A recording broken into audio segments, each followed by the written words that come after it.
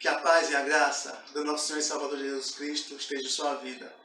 Mais uma vez estamos reunidos aqui, eu aqui em casa, vocês em sua casa, para cultuar o Senhor nosso Deus. E eu queria deixar para você, esse mês que é o mês do homem batista, lá o Salmo 1 fala assim: Bem-aventurado o homem que não anda segundo o conselho dos ímpios, nem se detém no caminho dos pecadores, nem se assenta na roda dos escarnecedores. Antes, tem o seu prazer na lei do Senhor, e na sua lei medita de dia e de noite. Ele é como a árvore plantada junto à corrente das águas, que no devido tempo dá o seu fruto, e cujas folhagens não murcham, e tudo quanto ele faz será bem sucedido. Este é o homem que Deus quer, um homem que busca a sua palavra. E nós estamos aqui hoje para estarmos buscando a tua palavra, adorando o Senhor. Que o Senhor abençoe esse culto e que seja um culto que edifique a sua vida. Vamos orar? Santo Deus, amado Pai, entregamos a Ti, Senhor, neste dia, este culto, Senhor. Porque só a Ti devido toda a honra, toda a glória, todo o louvor. E pedimos a Ti que Tu venha trabalhar nos nossos corações, para que nós também o adoremos juntos com louvores, que nós venhamos também estar engrandecendo o Teu nome com a nossa voz, e que nós, Senhor, venhamos aprender de Ti neste dia, Senhor, para que Tu venha nos encher com Teu Espírito, Pai. Nos abençoa, nos guarda e nos dá, Senhor, um culto de excelência para a Tua honra e Tua glória. Que você aproveite do culto e que consiga adorar o Senhor. Grande abraço.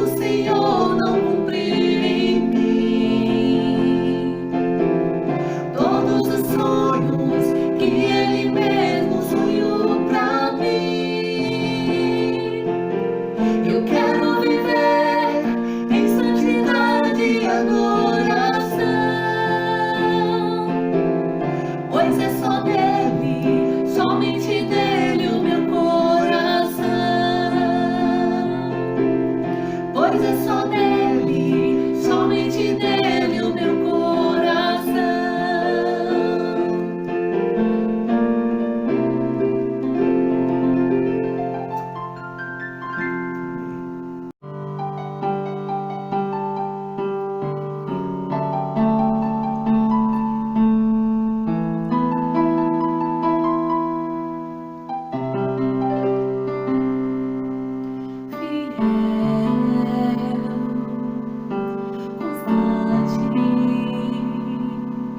Tão cheio de amor, tão poderoso, meu Senhor, me abraça, me sondas, conheces meu andar e gosta de me ouvir cantar. Eu sei que estás comigo, eu sei que estás comigo, eu sei que não me deixas sozinho em minhas lutas. Eu sei que vens agora pra clamar em meu coração que tu és minha salvação.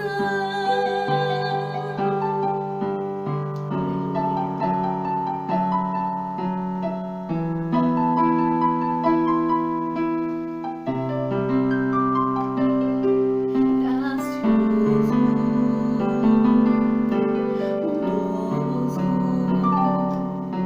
misericordioso, tu és maravilhoso. Me abraças, me sondas, conheces meu deitar e gosta de me ouvir cantar. Eu sei que estás comigo, eu sei que estás comigo, eu sei que não me deixas sozinho em minhas lutas. Eu sei que vens agora pra clamar em meu coração que tu és minha salvação. Eu sei que estás comigo, eu sei que estás comigo, eu sei que não me deixas sozinho em minhas lutas. Eu sei que vens agora pra gravar em meu coração que tu és minha salvação.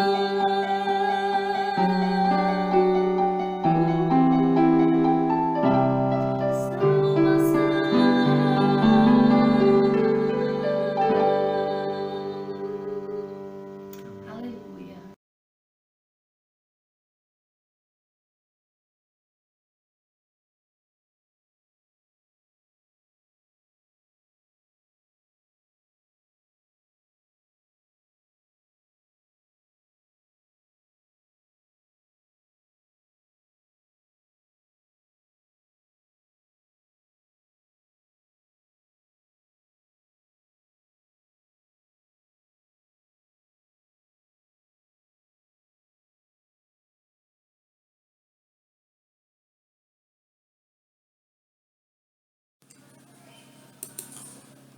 O que é um embaixador?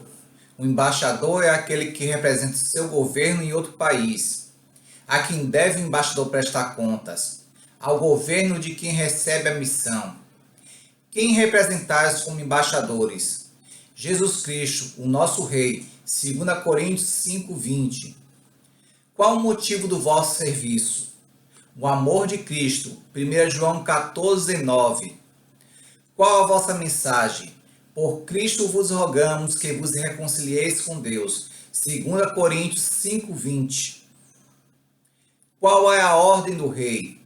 Portanto, ide, Fazei discípulos de todas as nações, batizando-os em nome do Pai, do Filho e do Espírito Santo, ensinando-os a observar todas as coisas que eu vos tenho mandado. E eis que estou convosco todos os dias, até a consumação dos séculos. Mateus 28, 19 a 20. Essa declaração, meus irmãos, é a que eu proferia quando era embaixador-chefe, na organização dos embaixadores do rei. Desde cedo, Deus tem me chamado para a liderança. Os embaixadores do rei é uma organização missionária das igrejas batistas que trabalham com adolescentes e jovens na faixa de 9 a 17 anos de idade. Tem como objetivo desenvolver atividades livres, sociais, espirituais, esportivas, recreativas e educativas. Me pediram para dar um testemunho de exemplo de referência masculina no mês do Homem Batista. Mas o que tem a ver uma organização que trabalha com meninos e o mês do Homem Batista? Tudo, meus irmãos. Pois foi nessa organização que eu aprendi com outros meninos a ter valores e a formação de princípios.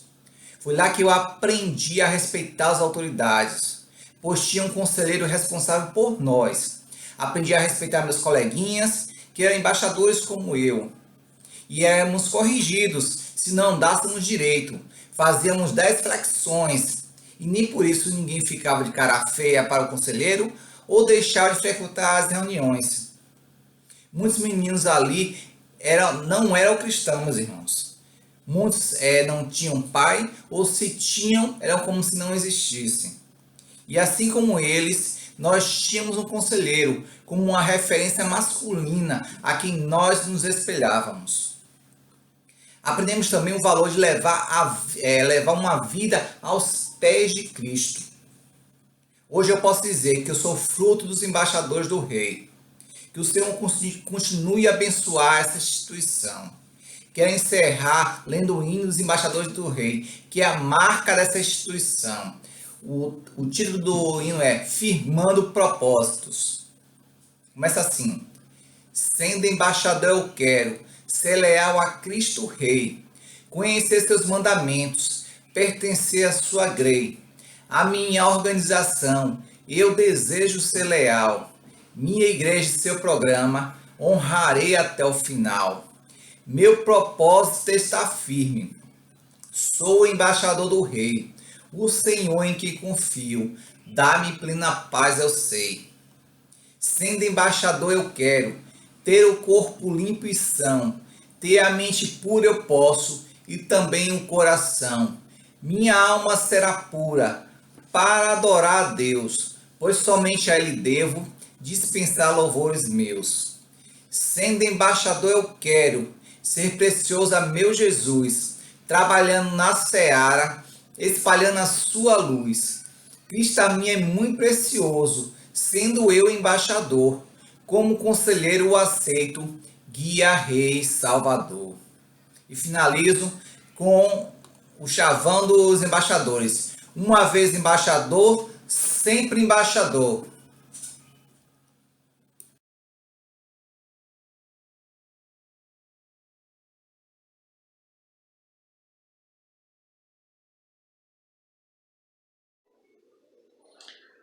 Que a paz e a graça do nosso Senhor e Salvador Jesus Cristo esteja reinando na sua vida e na vida da sua família. Mais uma vez estamos aqui, irmãos, para compartilhar da palavra de Deus para a sua vida e para a vida da sua família. E o texto, irmãos, que o Senhor colocou em meu coração neste domingo se encontra lá na primeira carta de Paulo a Timóteo. Primeira carta de Paulo a Timóteo, capítulo 2. Vamos ler do versículo 1 até o versículo 6, que fala assim: antes de tudo, pois, exorto que se use a prática de súplicas, orações, intercessões, ações de graça, em favor de todos os homens, em favor dos reis e de todos que se acham investidos de autoridade, para que vivamos uma vida tranquila e mansa, com toda a piedade e respeito. E isto é bom e aceitável diante de Deus, nosso Salvador, o qual deseja que todos os homens sejam salvos e cheguem ao pleno conhecimento da verdade. Porquanto há um só Deus e um só mediador entre Deus e os homens, Cristo Jesus, homem, o qual a si mesmo se deu em resgate por todos. Testemunho que se deve prestar em tempos oportunos. Vamos orar, irmãos? Santo Deus, amado Pai, Deus de graça e Deus de misericórdia, nós louvamos e exaltamos o Teu nome, Senhor, porque Tu é bom, Senhor, porque a Tua misericórdia dura para sempre, Senhor. E nesse momento, Senhor, entregamos nosso coração, nossa mente, para que Tu venha a falar conosco, Senhor. E principalmente, dá-nos entendimento para que nós compreendamos a Tua boa, agradável vontade para nossas vidas, Senhor. Fala aos nossos corações neste dia, em nome de Jesus. Amém e glórias ao Senhor. Qual o desejo de Deus para nossas vidas, irmãos? O que Deus almeja do homem? Na palavra de Deus há muitas passagens que falam do desejo de Deus para com o homem. Deus deseja a nossa santificação, Deus deseja a nossa obediência, mas há um desejo maior de Deus para com o homem que está ligado com o seu amor para conosco, irmãos. Para o seu amor para conosco. Hoje em dia, irmãos, muitas igrejas eles têm falado sobre os desejos de Deus, né? Algumas dizem que o desejo de Deus é a nossa prosperidade. Outras dizem que o desejo de Deus é que nós nos tornemos melhores pessoas. Algumas dizem que o desejo de Deus é que nós ajudemos o nosso próximo, fazer o bem, e através do bem alcancemos a sua graça, a sua salvação. Mas quando Paulo escreve a Timóteo, ele fala de um desejo de Deus que ultrapassa todos esses desejos materiais, esses desejos emocionais ou esses desejos de caráter. Um homem que não tem Deus pode ter um bom caráter. Um homem que não tem Deus pode ser um bom pai de família, um bom filho. Um homem que não tem Deus, ele pode ajudar muitas pessoas, como eu conheço muitas pessoas que são ateus. Algumas pessoas que eu conheço são ateus e eles fazem a obra social. Mas o desejo que Paulo escreve a Timóteo e que ele pede que Timóteo interceda pelos homens, por todos os homens, pelas autoridades, é para que elas alcancem o desejo maior de Deus para com nossas vidas. O desejo de que nós sejamos salvos. Quando Deus cria o homem e a mulher, Ele não cria-nos para a destruição, mas Deus nos cria para a eternidade e para estarmos juntos com Ele. Juntos com Ele. Mas isso se perde, irmãos. E algumas coisas, irmãos, na passagem que Paulo fala, e que nós precisamos entender. Primeira coisa, irmãos, eu queria me ater mais no versículo 4 em diante. Primeira coisa, irmãos, que nós aprendemos é que Deus deseja a salvação não apenas de alguns, mas Deus deseja a salvação de todos os homens. Deus não escolheu alguns para a perdição e outros para a salvação. Mas Deus, Ele nos ama de tal maneira que Ele quer que todo homem seja salvo. Paulo fala assim, versículo 4 de 1 Timóteo 2. Vamos pegar o versículo 3. Isto é bom e aceitável diante de Deus, nosso Salvador, o qual deseja que todos os homens sejam salvos. Irmãos, quando aí fala o qual Deus deseja, algumas pessoas questionam, se Deus deseja tanto salvar a humanidade, por que Ele não salva todo mundo? Só que nós temos que compreender, irmãos, que a palavra aí usada, desejar, querer, almejar, não é a vontade de Deus determinativa. A vontade de Deus determinativa, irmãos, é aquela que Ele tem e que, ao querer, ao determinar, acontece. Se nós pegarmos lá Gênesis 1, versículo 3, fala assim: disse Deus, haja luz, e houve luz.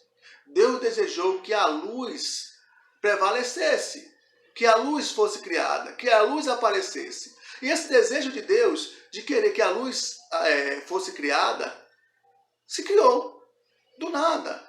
E assim todas as outras coisas. Deus desejou a natureza, Deus desejou o mar, Deus desejou os céus, Deus desejou criar o homem, tudo se fez. Essa é a vontade determinativa de Deus, que não há como fugir. Deus determina e acontece. Mas a vontade que está aqui de desejar de Deus é a vontade que nós chamamos de anseio. Paulo, sendo humano, escrevendo para outro humano, que é Timóteo, ele usa emoções humanas. Ele fala que Deus anseia, Deus deseja, Deus queria do fundo do seu coração que todos os homens fossem salvos. Isso nós podemos ver, irmãos, lá em Mateus. Abra sua Bíblia em Mateus, capítulo 23, versículo 37. Jesus fala assim, Mateus 23, 37. Jerusalém, Jerusalém, que matas os profetas e apedrejam os que foram enviados. Quantas vezes quis eu reunir os teus filhos, como a galinha junta os seus pintinhos, debaixo das suas asas, e vós não quisestes. Jesus aqui ele fala como Deus, e ele fala que muitas vezes Deus, no passado, até o presente que ele cita aqui, que sempre Deus quis juntar a Jerusalém, ao povo de Israel, ao povo judeu, debaixo das suas asas. Mas esse querer de Deus não foi determinativo, porque o povo de Israel, fala o texto, e vós não o quisestes. Esse desejo de Deus está atrelado, irmãos, à vontade do homem querer. Olhe, eu quero que todos os homens sejam salvos, mas muitos homens não querem ser salvos. Entende, irmãos? Eu quero lhe presentear, mas você não quer receber meu presente. Olhe, como alguns maridos, alguns namorados, olha, eu quero casar com você, mas a namorada diz, não quero casar. Desejo que depende da vontade do outro. Interessante, irmãos, abrindo uma aspa, Deus deu ao homem uma coisa que chama livre-arbítrio. Mesmo Deus desejando nos salvar, desejando nos fazer melhores, Ele nos libera a nós termos escolhas, irmãos. Nós temos escolhas na nossa vida. Um dia um colega me perguntou, falou comigo, Roque, eu não sei como eu cheguei a esse ponto na minha vida. E eu falei com ele, são as nossas escolhas. Na nossa vida nós fazemos escolhas. E as escolhas é que determinam onde nós vamos parar. Da mesma forma é a salvação, irmãos. A salvação depende das nossas escolhas. Deus quer que todo homem seja salvo, mas nem todo homem deseja ser salvo como Deus quer. Nós queremos ser salvos, mas não da maneira de Deus. Eu quero ser salvo da minha maneira. Mesmo, irmãos, o pior pecador, o transgressor, o perverso, Deus deseja que ele seja salvo, irmãos. Nós vemos isso lá em Ezequiel. Ezequiel, lá no Antigo Testamento, perto de Daniel. Certo? Vamos achar aqui.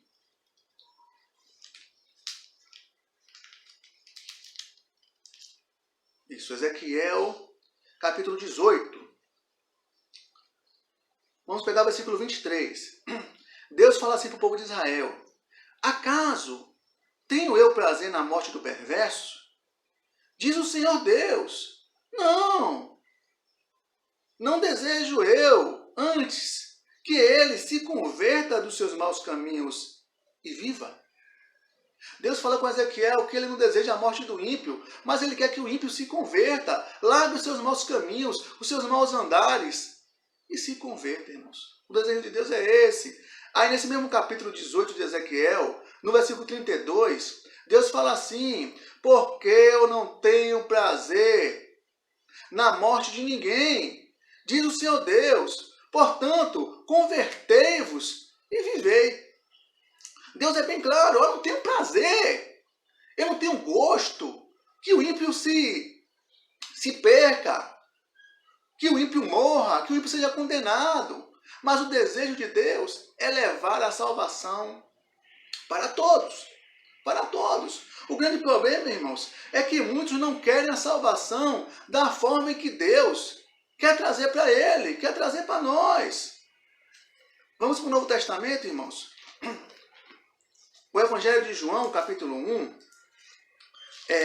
O Evangelho de João é um evangelho bem espiritualista, bem espiritual. E João fala no começo, né, sobre o verbo que era Deus, que o verbo estava com Deus. E lá no versículo 10 e 11 do Evangelho de João, capítulo 1, João fala assim: e o verbo estava no mundo, e o mundo foi feito por intermédio dele. Mas o mundo não conheceu. Ele veio para o que era seu, e o que aconteceu, irmãos? E os seus não receberam. Escolhas. Deus manda o seu verbo encarnado, que é Jesus Cristo, e o povo da época de Jesus Cristo não recebeu. Muitos ouviram, mas poucos quiseram ir com ele até o final. E a maioria nem o seguir quis. Foi rejeitado, escarnecido, crucificado e sepultado pelos homens que ele veio salvar. Salvar, irmãos. Mesmo assim, irmãos, mesmo com todo esse escárnio, Deus continuava com o propósito, com a intenção, com o desejo de salvar toda a humanidade. Esse é o desejo de Deus. Aí ainda em João, no Evangelho de João, capítulo 3, na conversa de Jesus com Nicodemos, João 3, 17, Jesus fala assim para Nicodemos: portanto, Deus enviou o seu Filho ao mundo, não para que julgasse o mundo, mas para que o mundo fosse salvo por ele. Deus continua com a sua intenção, com o firme propósito de salvar o homem, mesmo o homem não querendo, mesmo o homem sendo rebelde, mesmo o homem com suas idolatrias, mas Deus continua amando o homem. Primeira verdade sobre o desejo de Deus, irmãos. Deus quer salvar a humanidade. Segunda coisa, irmãos, que eu vejo é que Deus deseja que para alcançar essa salvação, nós também conheçamos a verdade. Volta lá para 1 Timóteo, capítulo 2, versículo 4, fala assim, o qual deseja que todos os homens sejam salvos e cheguem ao pleno conhecimento da verdade. O homem, irmão, só consegue ser salvo na sua plenitude quando ele conhece a verdade. E conhecereis a verdade, e a verdade vos libertará. Mas que verdade é essa, irmãos? Que verdade é essa? Se nós olharmos no Evangelho, quando Jesus ele se confronta com Pilatos, diante de Pilatos, Jesus fala para Pilatos: todo aquele que é da verdade, ouve a minha voz. E Pilatos para e fala assim: que é a verdade? Que verdade é essa? É a verdade dos filósofos? É a verdade dos judeus? Que verdade é esta? Sabe por quê, irmãos? Porque desde a época de Pilatos, desde a época dos filósofos gregos, eu acho que muito antes e hoje também, a verdade, irmãos, para muitos é relativa. A verdade depende do ponto de vista que se vê. A verdade depende da situação. A verdade depende de mim. Eu tenho a minha verdade e o outro tem a sua verdade. Uma vez eu falando com um amigo conhecido, certo? E ele é homossexual. E eu estava falando com ele sobre a condenação de Deus, que fala na palavra. E ele falou assim, esta é a sua verdade. Essa é a verdade que a Bíblia tem. Mas a minha fé espiritualista, ela vê essa passagem como com outra verdade. Eu analiso de outra forma.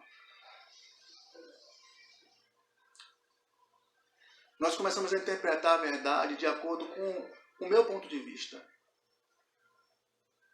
Se eu quero me divorciar da minha esposa, eu procuro uma verdade que se encaixe para me dar liberdade para eu me divorciar.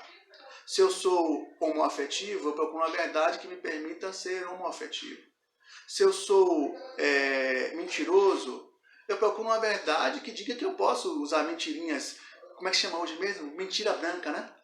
Se é que existe mentira branca, mentira negra, mentira azul, amarela. E vamos buscando brechas na verdade para que possamos ser aceitos pela sociedade. Eu procuro uma brecha na verdade para que eu seja aceito. Só, irmãos, que existe uma verdade absoluta em algumas coisas. Tinha um colega também que dizia que nada é absoluto. Eu disse a ele, como é que você vai dizer que uma cor branca não é branca? Ele, não, tem um branco gelo, tem um branco neve, tem um branco mais encorpado. Diferenças de verdade de branco. Mas existe uma verdade espiritual, irmãos, que não é relativa, ela é absoluta, que é a verdade de Deus. E que Deus quer que nós conheçamos. Eu trouxe um resumozinho da verdade de Deus. Primeira coisa, irmãos, a verdade de Deus fala que todos nós somos pecadores e estamos afastados da glória, da presença de Deus. Romanos 6, 23. Todos pecaram e destituídos estão da glória de Deus. Você é pecador, eu sou pecador. E por sermos pecadores, estamos afastados. Essa é a primeira verdade. Segunda verdade, ainda na mesma verdade de Deus, e o salário do pecado é a morte. Jesus fala a Adão e Eva no Éden, olhe, da fruta da árvore que está no meio do jardim não comereis, porque no dia que comeres, certamente morrereis. E os nossos primeiros pais, Adão e Eva, comem da fruta, e nisso trazem a morte. E todo aquele que é nascido de Adão e Eva, toda a humanidade, também se encontra em pecado. E o salário do pecado é a morte. A morte física, que um dia eu vou passar, e você também vai passar um dia, alguns mais cedo, outros mais tarde. Mas existe uma morte que nem todos passarão, que é a morte espiritual. Mas nós estamos condenados. A morte física e a morte espiritual. Romanos 6, 23. Porque o salário do pecado é a morte. Apenas Deus, irmãos, pode reverter, providenciar a salvação da humanidade. Eu, por mim mesmo, não posso me salvar, mas Deus pode. Romanos capítulo 5. Esse eu não peguei de cor. Romanos 5, 8.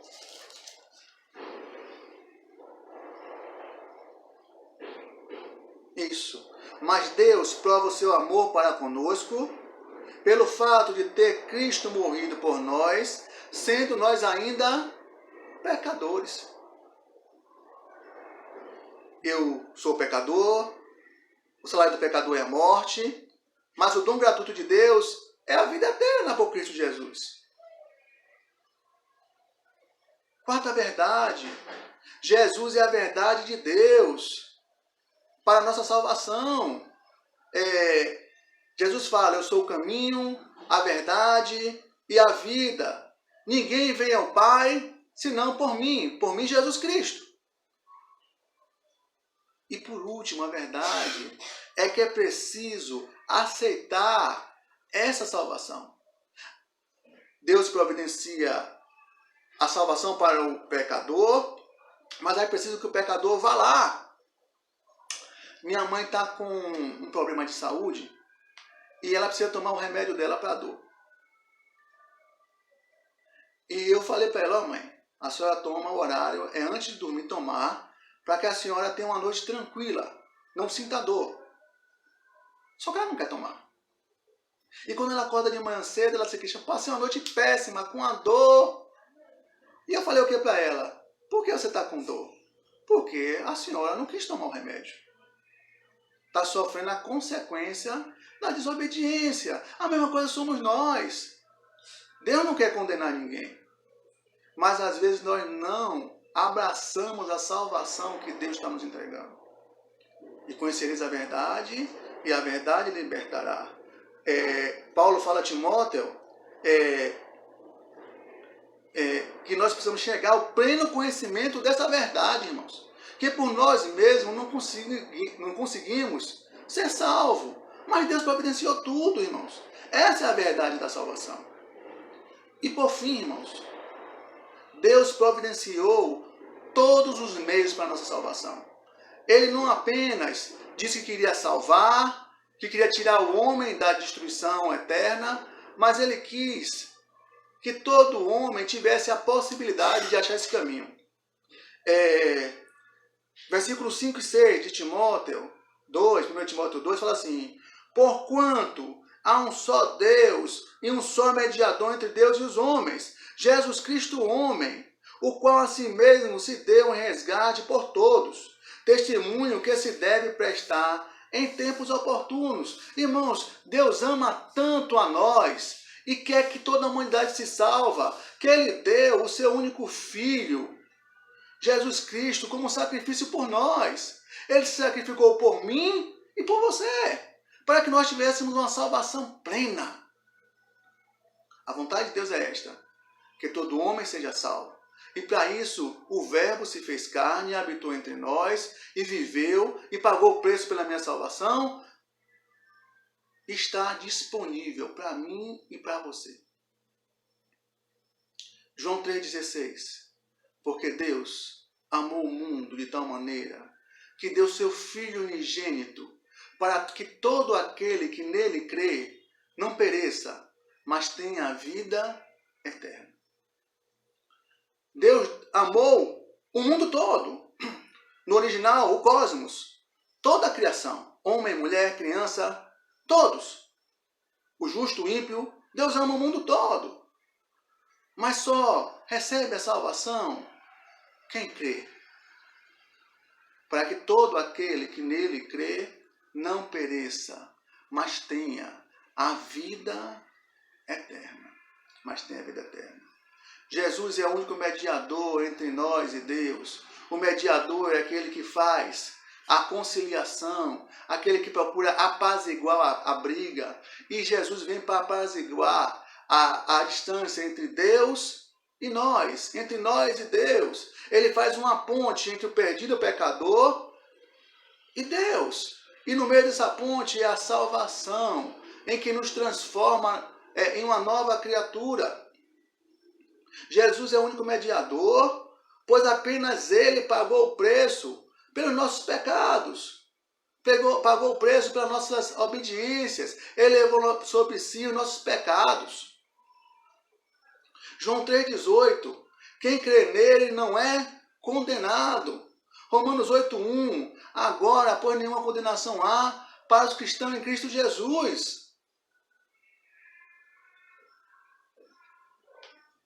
A vontade de Deus para a humanidade é a salvação. A salvação através do Jesus Cristo. Você crê nisso?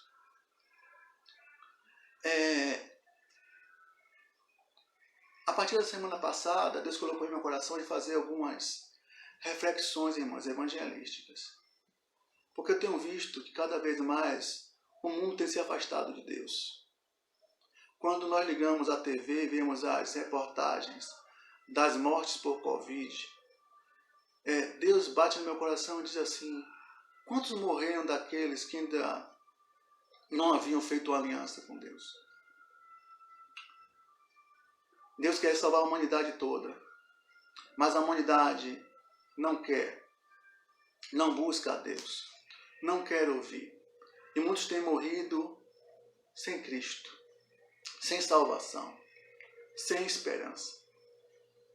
Milhões morreram na China, na Rússia, na Europa, nos Estados Unidos, estão morrendo ainda no Brasil. Mas a pior morte não é a morte física. Sei que é doloroso falar isso para uma pessoa que perdeu um ente querido. mas a pior morte é a morte eterna, em que não há salvação. Será que nós temos nos preocupado com a nossa vida após a morte? Se você hoje fosse levado ou pela morte, ou se Jesus voltasse hoje, como é que estaria? Será que o desejo de Deus estaria realizado em sua vida? O desejo de você ser salvo?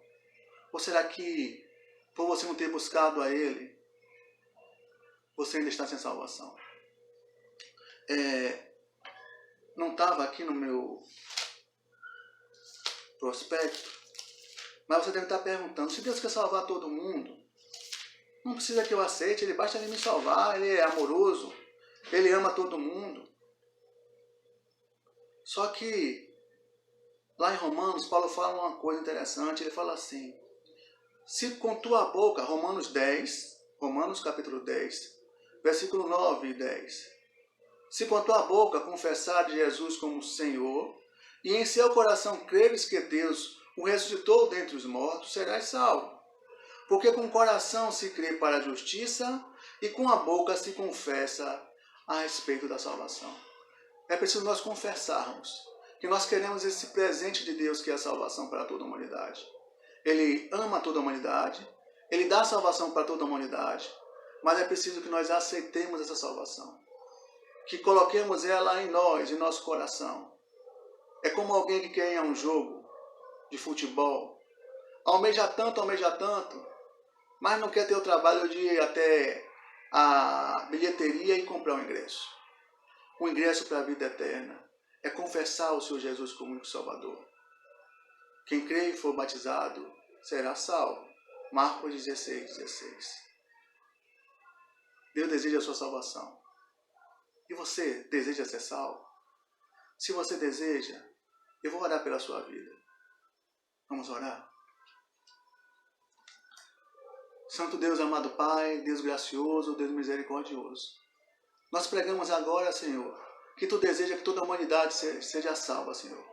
Tu deseja que todo homem, toda mulher, toda criatura venha a ser salvo, Senhor.